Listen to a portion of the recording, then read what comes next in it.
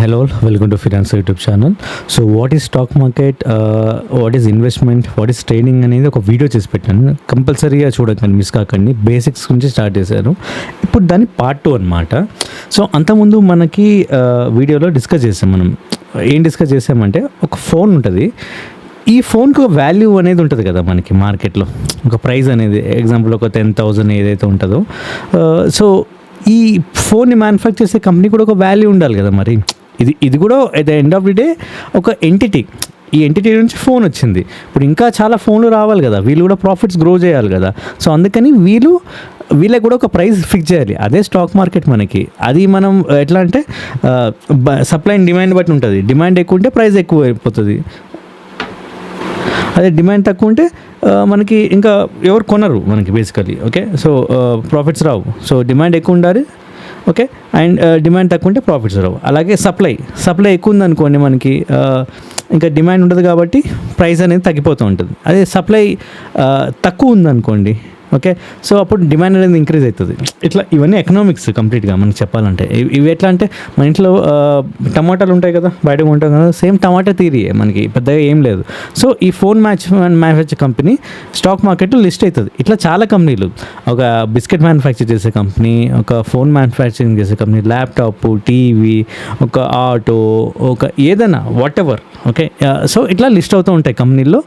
మనకి లిస్ట్ అయ్యి మనకి ప్రైస్ అనేది మనకి ఒక ఎవ్రీడే ఒక ఫైట్ జరుగుతూ ఉంటుంది, ఓకే, ప్రైజింగ్లో, ఓకే, సప్లై డిమాండ్ బట్టి మనకి. దాని తర్వాత ప్రైస్ అని డిసైడ్ అవుతుంది. ఇక్కడ మనం ఎగ్జాంపుల్ ఒక 10 రూపీస్కి ఒక స్టాక్ ఉందనుకోండి, ఒక 10 కొన్నాం మనం, ఓకే, అప్పుడు 100 రూపీస్ ఉన్నాయి మన దగ్గర, ఓకే. ఇదే 10 రూపీస్ స్టాక్ ఏదైతే ఉందో అది ఒక 100 రూపీస్ అయింది అనుకోండి. ఈ 10 రూపీస్ ప్రైస్ స్టాక్ మనకి 100 అయిపోయింది. ఈ 100 అయిపోయినాక మన దగ్గర ఆల్రెడీ 10 స్టాక్స్ ఉన్నాయి కదా, ఇప్పుడు 1000 రూపాయలు అయినట్టు మనకి, ఓకే. సో ఈ ఫస్ట్ మనకి 10 రూపీస్ స్టాక్ ఒక 10 ఉన్నాయి, 10 రూపీస్ స్టాక్ 100 అయినాయి, ఓకే. ఫస్ట్లో చూస్తే మనకి 100 ఉన్నాయి, దాని తర్వాత స్టాక్ 100 రూపీస్ అయింది కదా, 10 రూపీస్ నుంచి 100 పెరిగింది, సో 1000 అయిందనమాట. సో మిగిలిన 900 ఏదైతే ఉందో మన ప్రాఫిట్ అనమాట. ఇదే ఇన్వెస్ట్మెంట్, సింపుల్. ఇక్కడ ఏంటంటే స్టాక్ మార్కెట్లో రిస్క్ ఒకటి ఉంటుంది, గుర్తుపెట్టుకోండి. ఇప్పుడు 10 రూపీస్ది కొనగానే 100 అవ్వదు, ఒక్కోసారి 9 రూపీస్ అవుతుంది, ఒకసారి 8 రూపీస్, ఒకసారి 0 కూడా అయ్యే అవకాశం ఉంది. చెప్పలేం ఏమని జరుగుతుంది. ఇదంతా మార్కెట్లో సప్లై అండ్ డిమాండ్ బట్టి. ఇంకోటి ఏమంటే ఆ కంపెనీలో జరిగే ఫ్రాడ్ని బట్టి, ఫ్రాడ్లు కూడా ఉంటాయి కంపెనీలో, ఏమని జరగవచ్చు.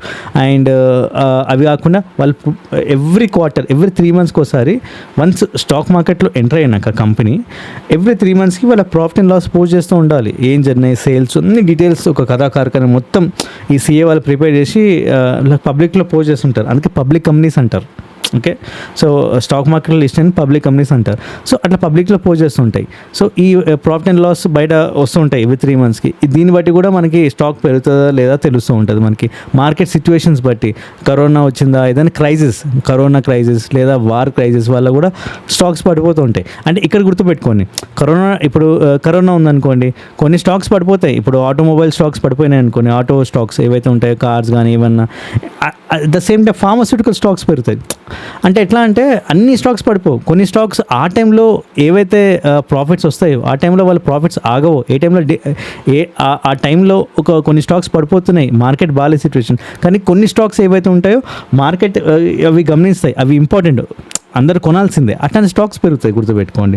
సో ఇలా మనం చూస్ చేసుకుంటూ డిసైడ్ అవుతూ ఏది బెస్ట్ అనేది మనం ట్రావెల్ అవుతూ ఉండాలి, ఓకే. ఇదే ఇన్వెస్ట్మెంట్ అనమాట, ఓకే. కానీ ఇక్కడ గుర్తుపెట్టుకోండి, ఇప్పుడు ఇది పడింది కదా అని అది కొన్నాం, అది పడింది ఇది, అట్లా కాదు మార్కెట్లో. మన పని ఏంటంటే బెస్ట్ స్టాక్స్ని ఐడెంటిఫై చేయాలి మార్కెట్లో. బెస్ట్ స్టాక్స్ని ఐడెంటిఫై చేసి మార్కెట్ అయితే ఎప్పుడైతే పడిపోతుంది, డిఫరెంట్గా స్టాక్ పైకి వెళ్తుంది కదా, కంపల్సరీ పడిపోవాల్సిందే. మంచి స్టాక్స్ ఎట్లా ఉంటాయంటే పైకి వెళ్తాయి కానీ మళ్ళీ పడతాయి, మళ్ళీ పైకి వెళ్తాయి, మళ్ళీ పడతాయి. సో ఈ పడినప్పుడు మనం బై చేసేలా ఉండాలి, ముందే అనాలిసిస్ చేసి పెట్టుకునేలా ఉండాలి. ఒకవేళ పడినాక కూడా మనం అనాలిసిస్ చేసేలా ఉండాలి. సో ఇది ఇన్వెస్ట్మెంట్ అంటారు, ఓకే. ఇది ఇన్వెస్ట్మెంట్, క్లియర్ కదా. సో ట్రేడింగ్ కూడా నేను ఎక్స్ప్లెయిన్ చేస్తాను. ఒక్కసారి మళ్ళీ ట్రేడింగ్ రీక్యాప్ ఇస్తాను. సో ఇప్పుడు ఇందాక ఇన్వెస్ట్మెంట్ చూసాం కదా. ఇప్పుడు 10 రూపీస్ స్టాకు మనం 10 కొన్నాము, ఓకే, అది 100 అయింది.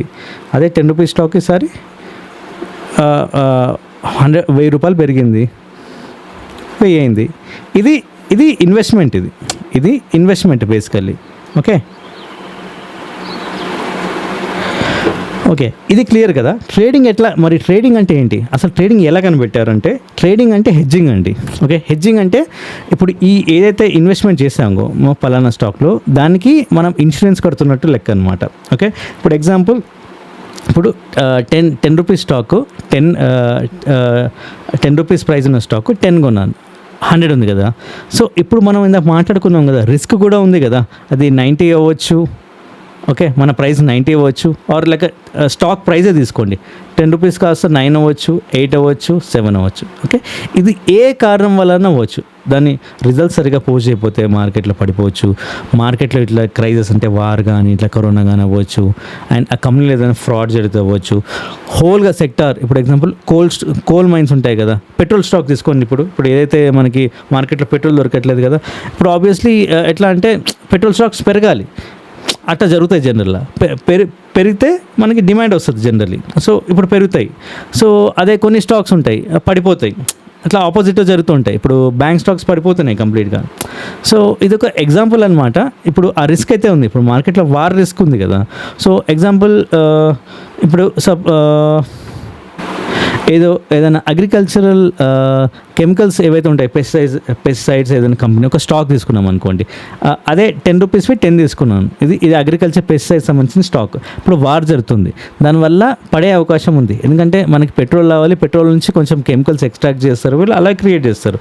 సో ఈ 100 రూపీస్ ఏదైతే ఉందో నాకు 99, 98 అంటే బేసికలీ ఎలా 99, 98 అయిపోతుంది, ఇక్కడ స్టాక్ ప్రైస్ అనేది తగ్గుతూ ఉంటుంది మనకి. ఓకే, 9, 8 ఇది తగ్గుతుంటే ఆబ్వియస్లీ మన అమౌంట్ అని తగ్గుతూ ఉంటుంది కదా మనకి. సో ఇదంతా ఇన్వెస్ట్మెంట్. ఓకే, కానీ ఇక్కడ ఏదైతే తగ్గుతుందో ముందే గమనిస్తారు కొంతమంది. ఓకే, గమనించి వాళ్ళు ఏం చేస్తారంటే ఈ రిస్క్ని కంట్రోల్ చేయాలి, ఈ రిస్క్ కంట్రోల్ చేయాలంటే మనం ట్రేడింగ్ చేయాలి, ఆర్ హెడ్జింగ్ చేయాలి, ఆర్ ఇన్సూరెన్స్ చేయాలి. అయితే వాళ్ళు ఏం చేస్తారంటే, ఇప్పుడు మనం ఒక స్టాక్ బై చేసాం కదా, 10 × 10 100. ఓకే, ఇప్పుడు అదే స్టాక్ 10 ఒక్క నిమిషం.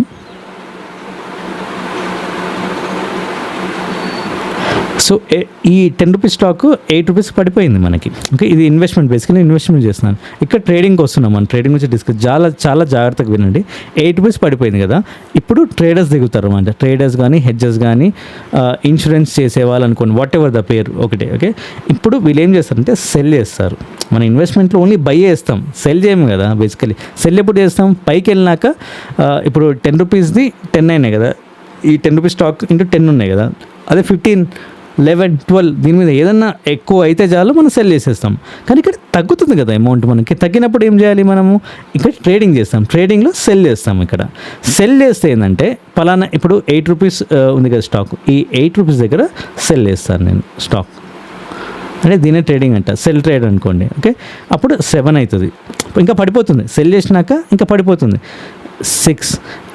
మనం సెల్ చేసాం కాబట్టి మన స్టాక్ ఏదైతే ఉందో తగ్గుతుండా పోయి ఎప్పుడైతే తగ్గుతుంది కదా, అప్పుడు మనకు ప్రాఫిట్ వస్తుంది. ఇక్కడ ప్రాఫిట్ వస్తుంది. కానీ ఇక్కడ కూడా మనం బై చేసాం కదా, ఇక్కడ ఇన్వెస్ట్మెంట్ చేసాం కదా, ఇక్కడ లాస్లో ఏదైతే ఉంటుందో సమ్ 5 రూపీస్ అనుకోండి లాస్, ఇక్కడ 5 రూపీస్ ప్రాఫిట్ వచ్చింది అనుకోండి, ఈ రెండు బ్యాలెన్స్ అయిపోతాయి. ఓకే, బ్యాలెన్స్ అయిపోతాయి, న్యూట్రల్ అయిపోతాయి, అంటే మనకి రెండు కవరప్ అయిపోతాయి మనకి. ఓకే, అప్పుడు మనకి రెండు బ్యాలెన్స్ అవుతాయి కాబట్టి మనకి ఎవరైనా బిజినెస్ చేసేవాళ్ళు కానీ ఇట్లా రియల్గా కొన్ని కంపెనీస్ ఉంటాయి, ఇప్పుడు మనకి ఎల్ఐసి కంపెనీస్ కానీ రియల్గా కొన్ని మ్యూచువల్ ఫండ్స్ కంపెనీస్ కానీ ఇలాగే హెడ్జింగ్ చేస్తాయి. బేసికలీ ఇది హెడ్జింగ్ చేసి ఇట్లా వాళ్ళ లాస్ని మిటిగేట్ చేసి కాపాడుకుంటాయి. ఇప్పుడు 5 రూపీస్ ప్రాఫిట్ వచ్చింది, ఒకసారి 7 రావచ్చు, 8 రావచ్చు. ఓకే, ఇక్కడ కూడా మనకి ఇక్కడ 5 రూపీస్ లాస్తో ఆగొచ్చు, 6 రూపీస్ లాస్.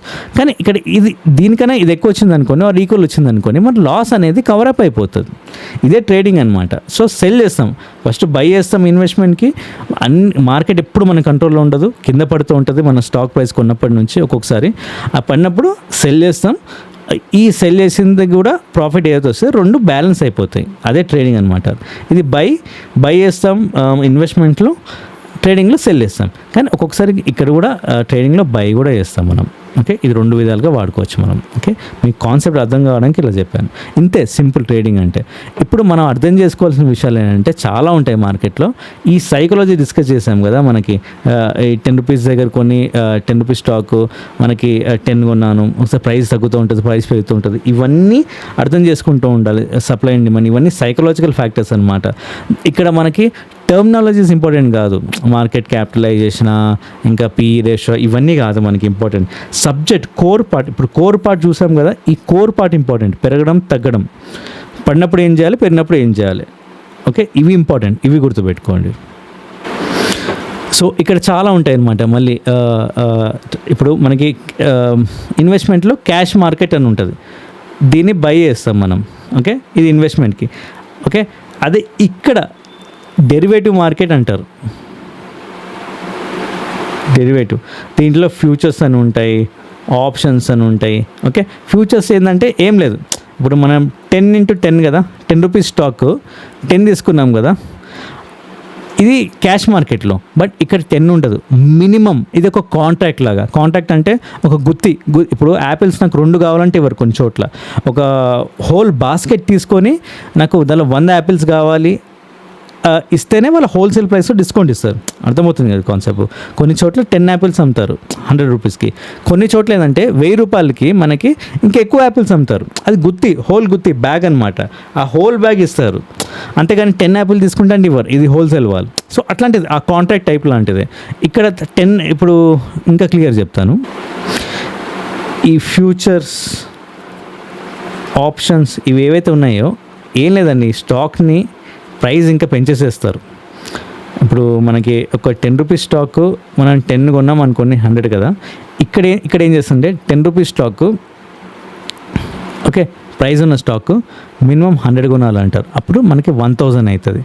ఎందుకు ఇంత కాస్ట్లీ చేస్తున్నారు? ఎందుకు ఈ కాంట్రాక్ట్ మినిమం 100తో స్టార్ట్ అవుతుందంటే ఈ కామన్ వాళ్ళు మన రీటైలర్స్ ఎంటర్ కాకుండా చేయడానికి. సెకండ్ ఏంటంటే ఇంత పెద్ద లాట్లో, ఇది హోల్ లాట్ అంటారు. ఓకే, ఇది లాట్ అంటారు. ఈ ఒక 1 లాట్ ఈక్వల్ టు మనకి ఇంత ప్రైస్ ఉంది, ఇంత కొడితేనే ఒక లాట్ ఇస్తారు, దీన్ని లాట్ అంటారు బేసికలీ. ఓకే, సో ఇది కొంటేనే పెద్ద పెద్ద ఇన్స్టిట్యూషన్స్ ఉంటాయి, ఈ ఎల్ఐసి కంపెనీస్ కానీ, మ్యూచువల్ ఫండ్స్ కానీ, బయట నుంచి వచ్చే వేరే కంట్రీ నుంచి అవుట్సైడ్ వచ్చేవారు కానీ, వాళ్ళు అలాగే చేస్తారు. అలా ఈ పెద్ద పెద్ద లాట్స్లోని చేస్తారు వాళ్ళు. చిన్న దాంట్లో నేను 10 రూపాయల స్టాక్ 10 కొనరు కదా. సో అందుకని ఒకేసారి ఈజీగా ట్రేడ్ చేయడానికి ఇట్లా ఒక గుత్తిలాగా పెట్టేస్తారు. ఈ గుత్తి వల్ల లాభం ఏంటంటే గవర్నమెంట్కి డబ్బులు వస్తాయండి, గవర్నమెంట్ డబ్బులు వస్తాయి చాలా. దీని మీద ట్యాక్స్లు కానీ, జిఎస్టీ కానీ, ఎస్ఎస్టీ కానీ చాలా ఉంటాయి. మనకు అనవసరం ట్యాక్స్లు, అసలు కాన్సెప్టే అనవసరం. మన కాన్సెప్ట్ ఏంటంటే మన కరెక్ట్గా రైట్ ఎంట్రీ ఇచ్చామా, కోర్ పార్ట్ తెలుసుకోవడం అని ఇంపార్టెంట్ మనకి. కరెక్ట్ ఎంట్రీ ఇచ్చామా, కరెక్ట్ ఎగ్జిట్ ఇచ్చామా, మధ్యలో సైకాలజీ, అంతే. ఇవే డిస్కస్ చేస్తున్నాం. ట్యాక్స్లు ఎంత ఉన్నాయని కాదు, మనకి రైట్ ఎంట్రీ వచ్చింది అనుకోండి, కరెక్ట్ ప్రాఫిట్ వచ్చింది, ట్యాక్స్లు అన్నీ ఎంతసేపు అండి. సో ఇది ఫ్యూచర్స్ అనమాట. ఇది కొంచెం ప్రైస్ ఎక్కువ ఉంటుంది. దీన్ని మ్యాక్సిమం చాలా చేస్తా ట్రేడింగ్ అని, చాలా లక్షలతో కూడుకున్న పని. నెక్స్ట్ ఆప్షన్స్ అనమాట. ఆప్షన్స్ సేమ్ ఇలాంటిదే కానీ తక్కువ ప్రైస్ ఉంటుంది అనమాట. తక్కువ ప్రైస్ ఉంటుంది ఒక లాట్కి వచ్చేసరికి. ఒక లాట్ వచ్చేసరికి ఇంత కదా, ఒక లాట్ వచ్చేసరికి ఇంకా తక్కువ ఉంటుంది మనకి. ఈ 100 అనే ఇప్పుడు ఎగ్జాంపుల్ అంటే ఇది 100 అనే ఉండదు, ఒక్కొక్కసారి 1000 ఉంటుంది. ఓకే, 10 రూపీస్ 1000 తీసుకోవాలి మనకి, అప్పుడు మినిమం 1,00,000 అవుతుంది కదా. ఆర్ అట్లా కాదు, మినిమం 1 2 3 4 5. ఓకే, మినిమం ఎక్కువ అవుతుంది మనకి బేసికల్లీ. ఇక్కడ ప్రైస్ అనేది ఇంక్రీజ్ చేసుకుంటే ఎక్కువ అవుతుంది. ఇప్పుడు ఎగ్జాంపుల్ 10 రూపీస్ స్టాక్ ఉంది, నేను మినిమం ఒక 10,000 పెట్టాను అనుకోండి, 3 4 5. ఇప్పుడు నాకు ఎంత అవుతుంది మనకి? 1 lakh అవుతుంది. సో 1 lakh పెడితే కానీ ఈ ఫ్యూచర్స్ అనేది మనకి ఇవ్వరు బేసికలీ. సో ఆప్షన్స్ ఏంటంటే కొంచెం ఇప్పుడు 1 lakh ఉంది కదా, 50,000 ఉండొచ్చు మనకి. ఎందుకు ఈ డెరివేటివ్స్, ఫ్యూచర్ అండ్ ఆప్షన్స్, ఇప్పుడు ఆల్రెడీ స్టాక్ ఉంది కదా, బై సెల్ చేయొచ్చు కదా అంటే ఎందుకు క్రియేట్ చేశారంటే ఈ పెద్ద పెద్ద ఇన్స్టిట్యూషన్, మ్యూచువల్ ఫండ్స్ కానీ, ఎల్ఐసీలు కానీ, ఇవి ఏవైతే ఉంటాయో ఎఫ్ఐఎస్, డిఐఎస్ అంటారు బేసికలీ, ఫారెన్ ఇన్స్టిట్యూషన్, డొమెస్టిక్ వాళ్ళకి ట్రేడ్ చేయడానికి ఈజీగా అనమాట. అండ్ గవర్నమెంట్ కూడా డబ్బులు సంపాదించాలి దీంతో. సో అందుకని ఇట్లా లాట్ సైజ్ ఎక్కువ ఇంక్రీజ్ చేసి ఎక్కువ మనీ ఇన్వెస్ట్ చేసేసి మన దగ్గర నుంచి ట్యాక్స్ల రూపంలో డబ్బులు సంపాదించుకుంటుంది. కానీ దీనిలో ఎక్కువసారి ట్రేడ్ చేస్తే ఏంటంటే ప్రాఫిట్స్ కూడా ఎక్కువ వస్తాయి, అలాగే రిస్క్ కూడా ఎక్కువ ఉంది, లాస్ కూడా ఎక్కువ అవుతాం. ఓకే, సో ఇది ఫ్యూచర్స్ అండ్ ఆప్షన్స్లో చేయాలంటే ఫస్ట్ మనం గుర్తుపెట్టుకోవాల్సిన విషయం ఏంటంటే మనకు బాగా సబ్జెక్ట్ నాలెడ్జ్ అనేది పెంచుకోవాలి. మనకి సబ్జెక్ట్ నాలెడ్జ్ పెంచుకున్నాకే మనం దిగాలి. ఫస్ట్ ఒకసారి ట్రేడ్ చేసి ఒక 2 సార్లు ట్రేడ్ చేస్తే మీకు అర్థమవుతుంది ఎట్లా ఉంటుంది అనేది. కానీ ఒకసారి 2 సార్లు ట్రేడ్ చేసిన చూసినాక మీరు ఆ సబ్జెక్ట్ నేర్చుకోవడంలో ముడిపోవాలండి. కంప్లీట్ చార్ట్స్ అండి, ఆ చార్ట్స్ మీద కాన్సన్ట్రేట్ చేస్తేనే మనకి స్టాక్ మార్కెట్లో మనది ఇంప్రూవ్ అవుతుంది. మన ట్రేడింగ్ సక్సెస్ రేషియో అంటారు బేసికలీ. సో అదండి మెయిన్ చార్ట్స్ ఇంపార్టెంట్ మనకి. ఈ చార్ట్స్ దీంతోపాటు ఒక virtual trading account, dummy trading అంటారు, అండ్ దీంతోపాటు మన సైకాలజీ, ఈ 3 కలిస్తే ట్రేడింగ్ అనేది సక్సెస్ అవుతుంది మనకి. దీంతోపాటు మనం రియల్ మనీ పెట్టాం కదా ఇక్కడ వర్చువల్ ట్రేడింగ్లో. సో మనం ఏం చేస్తామంటే మన దగ్గర క్యాపిటల్ రియల్ మనీ ఉంది కదా, అప్పటి వరకు సేవ్ చేసుకుంటాం. సేవ్ చేసుకొని ఏదో ఇన్వెస్ట్మెంట్లో పెట్టడము, మన మనీ గ్రో అవ్వడము, మన పర్ఫెక్ట్గా అయ్యాక మన డమ్మీ ట్రేడింగ్ చేస్తాం కదా, రోజు ఒక ఎక్సెల్ షీట్ మెయింటైన్ చేసుకొని బేసికల్లీ రోజు మనకు ప్రాఫిట్ వస్తుంది. ఒకరోజు 10, ఒకరోజు 20, 30 ఇట్లా ఇంక్రీజ్ అవుతుంది. లేదా ఒకరోజు 10 వచ్చింది, ఒకరోజు -20, ఒకరోజు సీదా 100. At the end of the day ఆ మంత్లో ప్రాఫిట్లో ఉండాలి. ఓకే, 1 మంత్ ప్రాఫిట్ లేకపోయినా అట్లీస్ట్ 6 మంత్స్ అయినా ప్రాఫిట్లో ఉండాలి మనకి. అప్పుడే మనం ఈ రియల్ ట్రేడింగ్లో దిగాలి. మన క్యాపిటల్ యూజ్ చేసి ఈ వర్చువల్ ట్రేడింగ్ అకౌంట్ ఆపేసేసి ఈ రియల్ ట్రేడింగ్ అందులో దిగాలి మనకి. అప్పుడు కూడా చార్ట్స్ అండ్ సైకాలజీ ఇంపార్టెంట్, గుర్తుపెట్టుకోండి. సో ఇలా ట్రేడ్ చేయాలి. సీదా మనీ ఎప్పుడు పెట్టద్దు. అండ్ ఇంకోళ్ళు ట్రేడ్ చేసేస్తా అస్సలు నమ్మకండి. మనకే చేత కాదు మనకి. ఇంకోళ్ళు చేస్తుంటే అస్సలు కాదు, మనం నేర్చుకోవాలి, గుర్తుపెట్టుకోండి. సో ఇది నెక్స్ట్ సిరీస్లో ఏ అకౌంట్స్ ఓపెన్ చేయాలని డిస్కస్ చేద్దాం. Okay, thanks for watching.